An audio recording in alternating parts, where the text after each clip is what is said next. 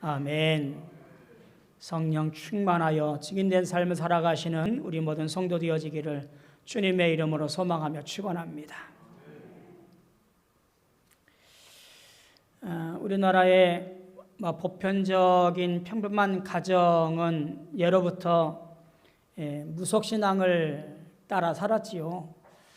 저희 집안도 그랬습니다. 저희 할머니가 특별히 굿하는 것을 참 좋아했다고 그래요. 조금만 일이 생겨도 그 마당에다가 굿하는 사람들을 불러다가 질펀하게 굿을 펼치고, 그리고 애군을 떨치고, 건강을 지키고, 재산을 지키는 그러한 굿들을 많이 했다고 그래요. 그래서 저희 어머니 증언에 의하면 굿이 떨어지지 않을 때가 없었다라고 그렇게 했다고 그럽니다. 그게 우리 집안의 신앙적 내력이에요. 저희 어머니가 어린 나이에 시집을 와서 여차저차 생활을 하면서 아들을 낳았는데 이 둘째 아들이 좀 몸이 안 좋았어요. 늘 둘째 아들을 위해서 구술하기도 하고 또 이것저것 써봤지만 별 차도가 없었던 거지요. 지금도 우리 둘째 형님의 눈이 시원치가 않아요. 어느 날 밤도 그 둘째 형을 업고 마당에 나와서 그 칭얼대는 아들을 잠을 재기 위해서 들쳐업고 서성거리고 있을 때 신비한 경험을 저희 어머니가 하게 되어져요. 밝은 빛을 보게 되었는데 자기도 모르게 그 빛을 따라 나서게 되어져요. 그 빛을 따라서 한 걸음 두 걸음 걸어가다가 당도한 것이 어디냐면 교회 앞마당이었어요. 깜짝 놀라 눈을 떠보니 불 꺼진 예배당의 모습이 너무너무 무서워서 급하게 발길을 돌려 집으로 돌아왔대요.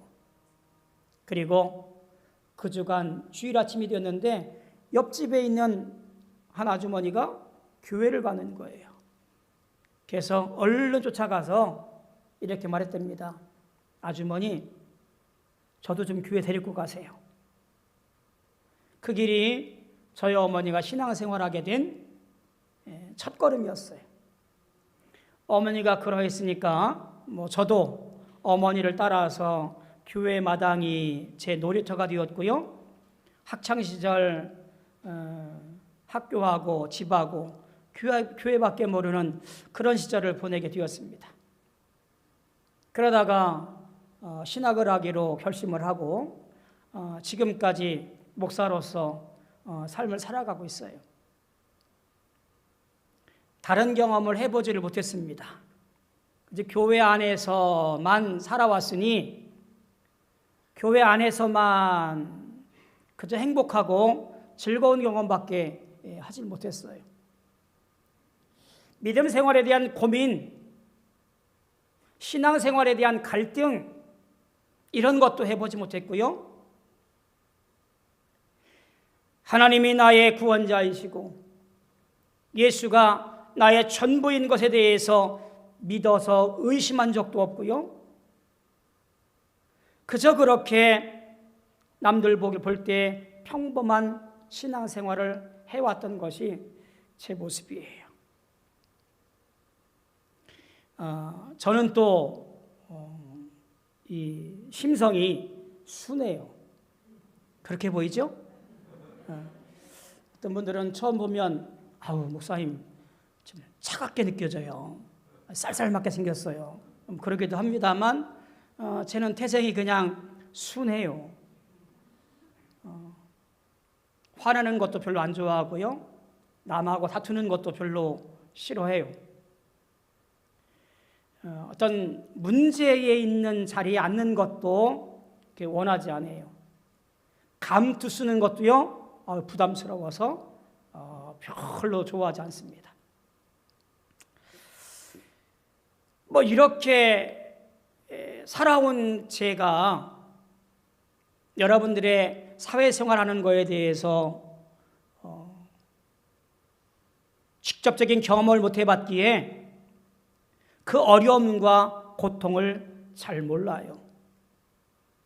그런 제가 여러분들에 대해서 설교한다라는 것이 어떻게 보면 참 반쪽짜리 설교가 아닌가 싶기도 합니다.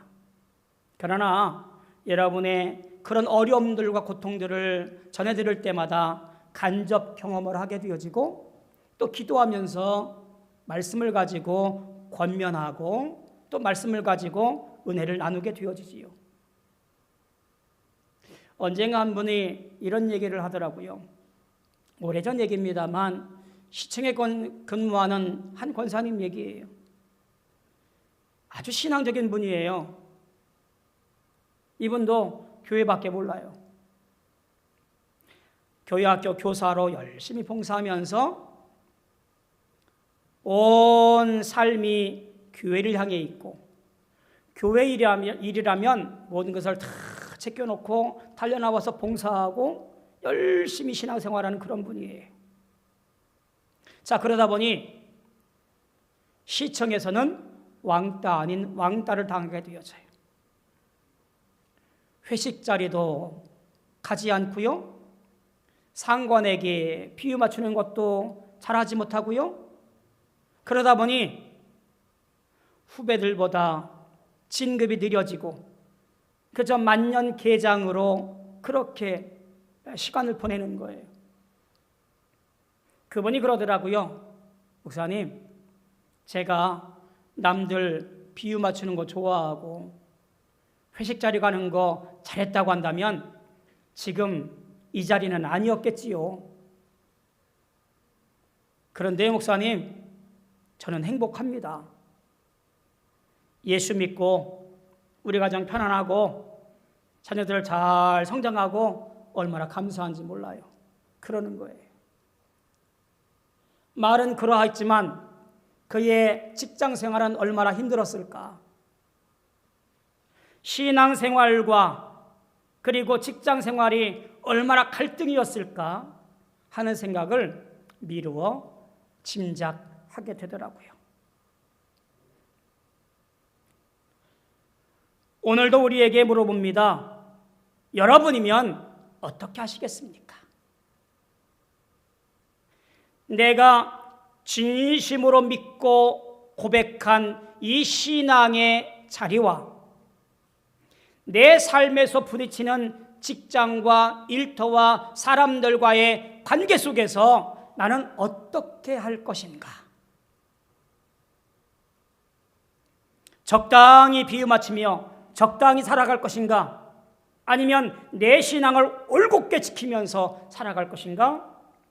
이 갈등이 우리에게 늘 있는 거예요. 신앙은요, 분명합니다. 고백이에요. 주는 그리스도시요 살아계신 하나님의 아들이십니다. 이 고백이 있어질 때에 그것이 신앙이에요. 예수님이 나의 구원자이십니다.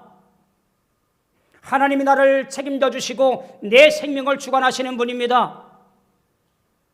십자가에서 나를 위해 죽으신 그 피로 말미암아 내가 오늘 살았습니다. 이 고백이 우리의 신앙이에요. 내가 너를 사랑한다라고 고백한 사람이 다른 곳을 바라본다면 이것은 배신이라고 하고요. 또 외도라고 말하지요. 외도라는 것의 사전적 의미를 보면요, 이런 거예요. 자신의 배우자가 아닌 다른 이성과 정을 통하는 일. 그 뜻만이 아니라요, 다른 뜻도 있어요. 본업을 떠나 다른 일에 손을 대는 것. 세 번째는 바르지 아니한 길이나 노릇을 하는 것. 이게 외도예요. 내가 믿기로 작정하고 고백한 신앙에서 다른 것에 눈을 돌려 그것에 관심 갖고 전하는 것은 신앙적, 영적 배신이며 외도라고 하는 거예요. 우리는 지난주에 어떻게 살 것인가라는 질문을 던졌습니다. 그리고 그 질문 앞에 하나님께 영광을 돌리며 살아가는 것이라고 답을 얻어냈어요. 그렇게 결단한 우리에게 더욱더 요구되는 것이 무엇일까요? 그것은 오직 하나님만을 섬기겠습니다. 오직 하나님만을 예배하겠습니다. 오직 하나님만을 찬송하겠습니다. 바로 이것이 오늘 우리가 다시 한번 결단하고 결심해야 할 내용이에요. 오직 하나님만을 섬긴다라고 하는 것은 아무개하고 친하니까 교회 가서 섬기는 거지. 목사님하고 정이 들었으니까 내가 신앙생활 하는 거지. 아무개 장로님이 나를 위해서 기도해 주니까 내가 교회 가는 거지. 그런 게 아니에요. 하나님을 섬긴다라고 하는 것은 곧 생명 문제예요. 하나님 바라보며 예수가 나의 구주임을 믿고 그 말씀을 꼭 지키고 따라가야 할 중요한 영적 생명의 문제이기 때문에 오늘 우리는 그 자리에서 주님만 바라보며 주님을 섬기며 찬송하고 예배해야 되는 거예요. 기분에 따라서 적당히 남들 하니까 그런 것이 절대로 아니에요. 하나님만을, 예수님만을, 성령만을 오늘 택하여 온전함과 진실함으로 섬기고 따라가는 우리의 모습이 오늘 우리가 다시 한번 되돌아봐야 할 우리 신앙의 온전한 모습이라는 이야기예요. 자, 오늘 읽고 있는 오늘 본문 말씀은요, 여호수아가 말년에 이스라엘 백성들 앞에서 고별 설교를 하고 있는 거예요. 죽음을 앞두고 온 이스라엘을 세겜 땅으로 불러 모읍니다. 왜 세겜이었을까요? 이 세겜은요, 이스라엘 백성들에게 아주 중요한 성스러운 곳이에요. 아브라함이 가나안 땅에 들어와서 처음으로 제단 쌓았던 곳, 그곳이 세겜이에요. 야곱이 하란에서 돌아와 디나 사건을 겪고 나서 그들이 갖고 있던 모든 우상들을 버리고 땅에 묻어서 신앙적 갱신을 이뤘던 곳, 그곳이 어디냐면 세겜이에요. 또한 가나안 땅에 들어온 이스라엘 백성들, 저 애굽에서 돌아온, 저 광야를 지나 돌아온 이스라엘 백성들이 그곳에서 하나님과 언약을 갱신하고 하나님 뜻대로 살기로 다짐했던 곳, 그곳이 세겜이에요.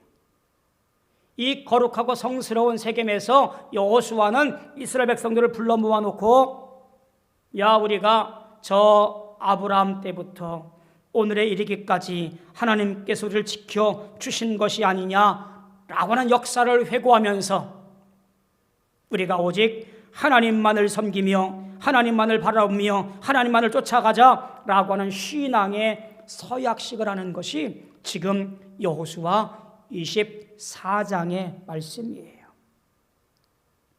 그런데 가만히 보면 여호수아가 왜 이렇게 극단적으로 말을 할까? 무엇이 걱정이고 무엇이 두렵기에 이렇게 이들을 불러 모아놓고 섬길래 말래 오늘 작정하라 라고 말하는 것일까?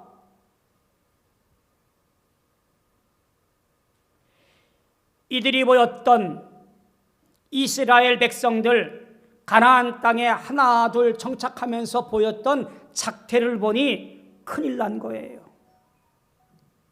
땅을 분배하고 정복전쟁을 치릅니다.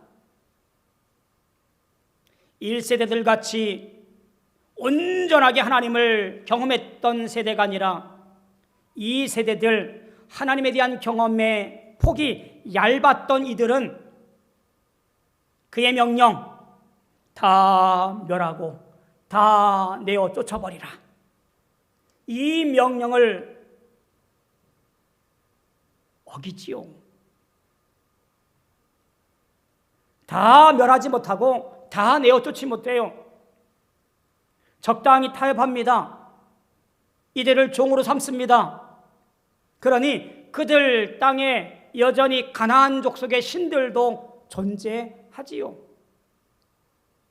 이것이 오래 지나다 보니 그들은 풍요로워졌고 그 가나안 족속의 토속신앙 바알도 섬기고 그들이 믿던 하나님을 섬기고 혼합 종교가 되어져요. 이런 모습을 보고 있던 여호수아가 이들을 그냥 둬서는 안 되겠다라고 본 거예요. 그들을 다 불러서 너희가 오늘 섬길 자를 택하라. 다시 한번 그들의 신앙의 결단을 촉구하게 되어지는 거지요. 여호수아는 오늘도 이 시간 우리에게 말합니다. 그저 적당히 이곳저곳에 발 담그고 살고 있는 우리에게 마찬가지로 오늘 너희가 섬길 자를 택하라. 그것이 생명이며 그것이 진리이며 그것이 우리의 전부이기 때문에 우리는 오늘 내가 섬길 자를 택해야 된다라고 다그치고 있는 거예요. 오늘 이 말씀 속에 있는 몇 가지 교훈을 함께 살펴보려고 합니다. 첫째로는요, 우리는 항상 선택의 기로에 서 있어요. 이스라엘 백성들을 향해서 여호수아는 여호와를 섬길 건지 아니면 저 애굽에 섬기던 신들이든지 아니면 가나안 땅 아모리 족속의 신들이든지 너희들 마음대로 선택해라. 아마 이런 사실을 미뤄볼 때 이들은 혼합 종교 이것저것 다 섬겼던 것으로 보여집니다. 오늘 너희 섬길 자를 택하라는 이 다그침 속에 여호수아의 마음의 갈등은 얼마나 힘들었을까 하는 생각을 하게 되어져요. 하나님만을 섬기며 쫓아가야 할 하나님 택한 백성들인데 그들 마음속에 차지하고 있는 그들의 신, 가나안의 신을 섬길 자를 마음대로 택하여 쫓아가고 있는 잘못된 신앙을 바라볼 때에 얼마나 마음 아팠을까 하는 생각이 들어요. 왜 그랬을까요? 아마 이들의 이와 같은 신앙의 모습은 그 당시 중동 국가의 신앙적인 행태들을 보면 쉽게 이해할 수도 있을 것 같아요. 그 당시 고대 신 개념이라고 하는 것은요, 어떤 지역 신 개념이었거든요. 그러니까 그들이 믿고 있는 신이라고 하는 것은 그 지역에서만 강한 신, 그 지역을 떠나버리면 힘이 없는 신, 그게 지역신 개념이에요. 우리가 이 개념을 볼 수 있는 것이 야곱이 베델에서의 하나님 만나는 경험이에요. 그가 이렇게 말하잖아요. 하나님이 여기 계신 것을 제가 몰랐습니다. 그저 하나님은 저 아버지 있는 그곳에만 있는 줄 알았는데 여기도 계신 줄을 제가 몰랐습니다. 그게 바로 지역신 개념이에요. 그러니까 이스라엘 백성들은 그들이 믿고 있는 하나님이라고 하는 신은 저 광야의 신이었고 전쟁의 신이었어요.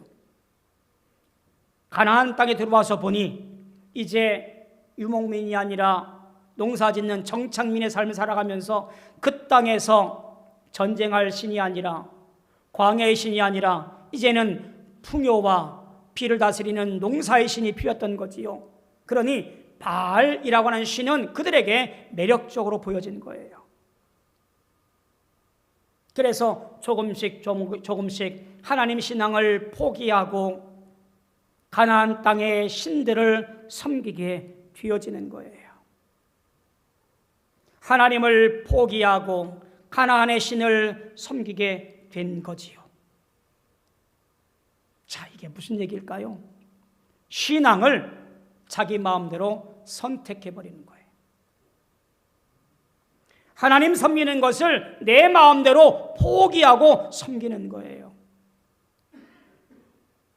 우리는 안 그럴까요? 우리도 그럴 때가 있습니다. 사회생활 잘 하려면 대인관계를 잘 해야 되는데 그 대인관계를 위해서 주일 오늘은 좀 건너뛰지 뭐. 중요한 상사, 중요한 바이어와 그 가정에 결혼식 있는데 결혼식 가서 내가 얼굴 좀 비춰야지. 하나님을 포기하지요. 이번 달 내가 뭔가 가장 필요한 것을 사야 되는데 돈이 좀 부족하네. 이번 달은 11조 포기하지 뭐. 하나님께 예배하는 모든 온전한 것들을 포기해 버리지요. 아들아 딸아, 네가 고3인데 대학은 너무너무 중요한 거야. 올 1년 동안 교회 가는 거 포기해라. 공부만 열심히 해라. 대학을 위해서 신앙생활을 포기하도록 종용하지는 않았을까요?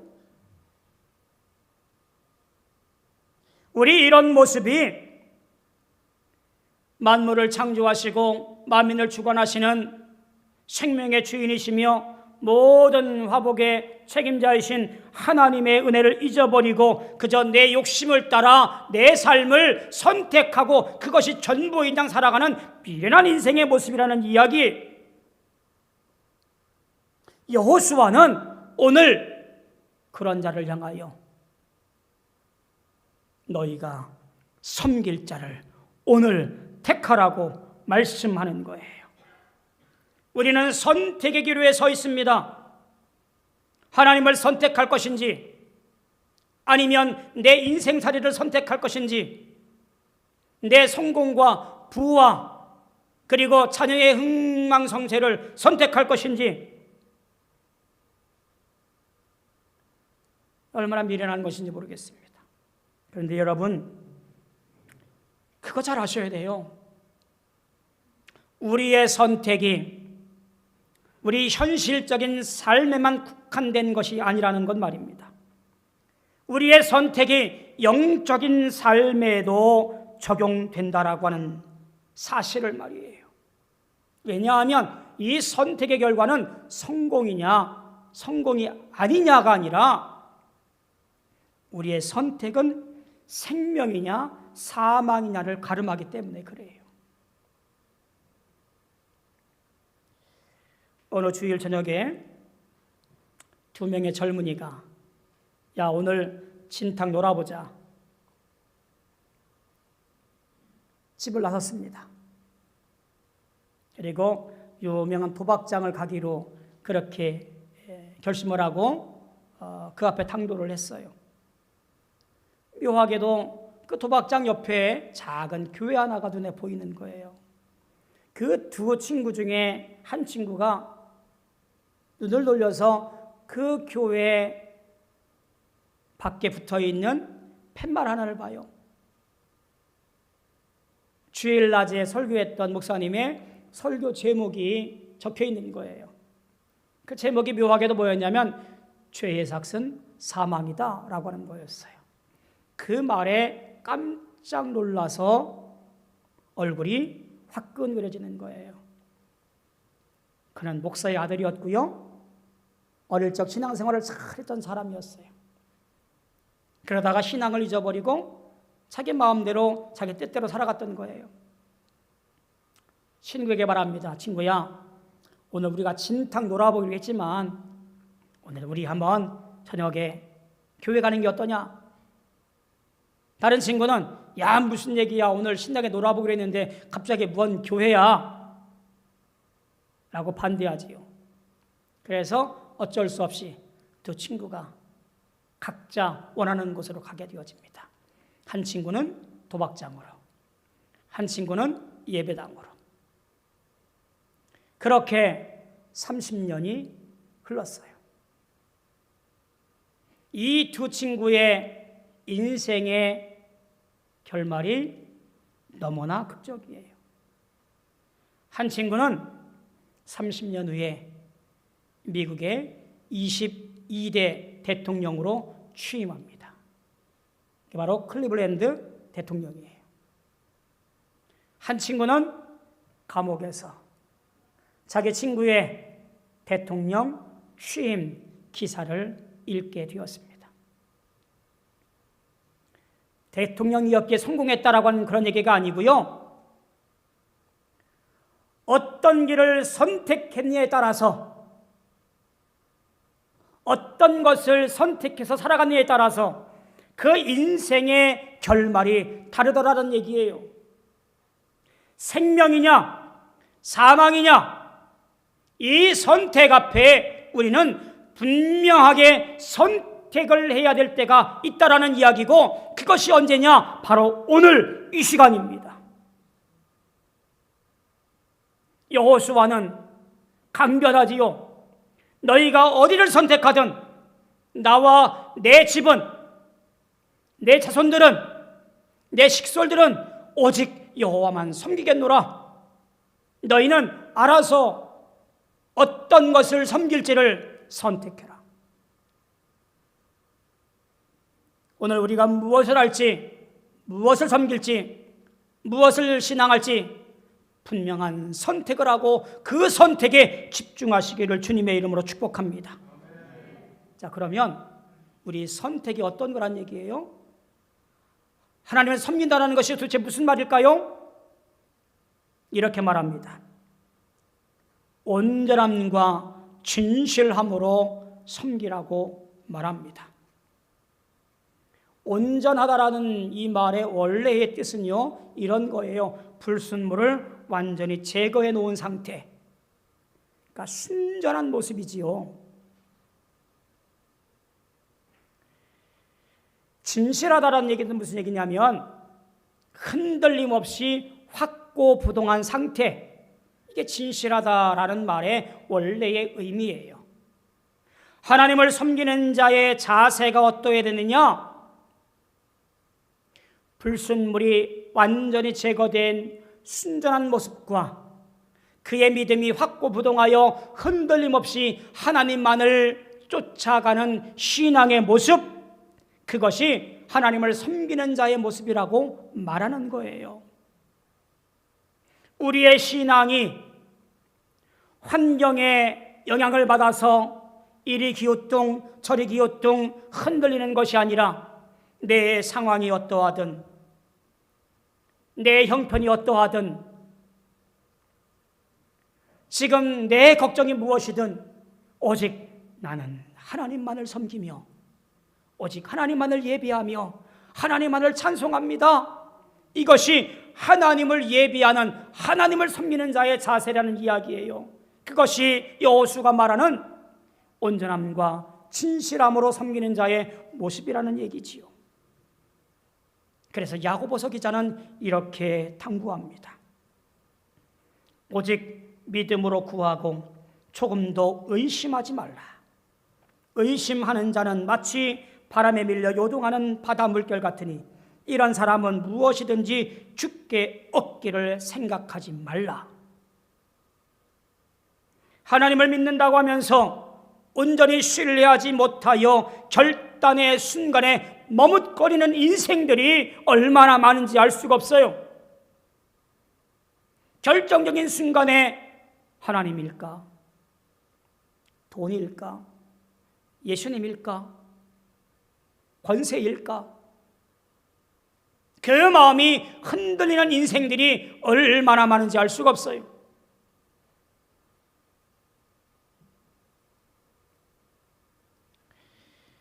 오늘 보니 이스라엘 백성들의 대답은 바로 이어집니다. 예, 우리가 여호와만 섬기겠습니다. 우리가 듣고 경험하기를 하나님은 우리를 저 애굽에서 인도해 내셨고 광야에서 보호해 주셨고, 우리가 정복전쟁에서 만나본 하나님은 우리를 지키시고 우리를 보호하시고 앞서 싸우셔서 우리로 하여금 이 땅에 거하게 하셨습니다. 그러니 우리는 하나님만 섬기겠습니다 라고 즉각적으로 대답합니다. 그분이 우리의 하나님이십니다. 오늘 우리가 머뭇거려야 할 시간이 없어요. 신앙의 결단에 머뭇거릴 시간이 없어요. 하나님, 제가 좀 생각해 보고요, 결단하겠습니다. 하나님, 제가 지금 상황을 보고요, 언제까지 답변 드릴게요. 여호수아는 지금 당장 섬길지 안 섬길지를 결단하고 그렇게 살아가기로 심중에 생각하고 쫓아가라고 말합니다. 사랑하는 성도 여러분, 우리의 신앙 생활하는 이 세상은 녹록지 않은 세상이지요. 우리를 참 힘들게 하지요. 우리를 참 어렵게 하지요. 적당히 살면 될 것을 예수를 온전히 믿어야 한다라는 이 주장은, 이 말씀은 우리를 부담스럽게 하지요. 그러나 예수님에 대한 신앙과 믿음을 소유해야 합니다. 왜냐하면 그것이 우리를 살리는 것이며 우리를 영생으로 이끄는 것이며 우리로 하여금 주님 안에 평안하게 하는 것이기 때문에 그렇습니다. 진리에 대한 사모함이 우리를 살리기 때문에 그렇습니다. 적당히는 없습니다. 중간지대는 없어요. 회색지대는 없어요. 오늘 우리가 결단함으로 말미암아 진정한 생명이며 진정한 진리이신 주님 안에 거하여 그 선택으로 승리하시는 우리 모든 성도 되어지기를 주님의 이름으로 소망하며 축원합니다. 기도하겠습니다. 고마우신 아버지 하나님, 은혜를 감사합니다. 우리가 믿음으로 살아가며 흔들릴 때가 한두 번이 아닙니다. 어떻게 살아가야 될까? 어떤 모습으로 하나님을 섬길까? 이러한 결심과 결단이 하나님 올 한해 흔들리지 아니하고 어떠한 일이 있다 할지라도 주님 안에 평안하며 주님 말씀을 기억하며 순종하고 쫓아갈 수 있는 축복된 신앙인들이 되어지게 도와주옵소서. 오직 여호와만 섬기겠습니다. 오직 하나님만 바라보겠습니다. 그 결단이 흔들림 없이 이겨낼 수 있는 우리 모든 성도 되어지게 축복하여 주옵소서. 예수님의 이름으로 감사하며 기도하옵나이다. 아멘.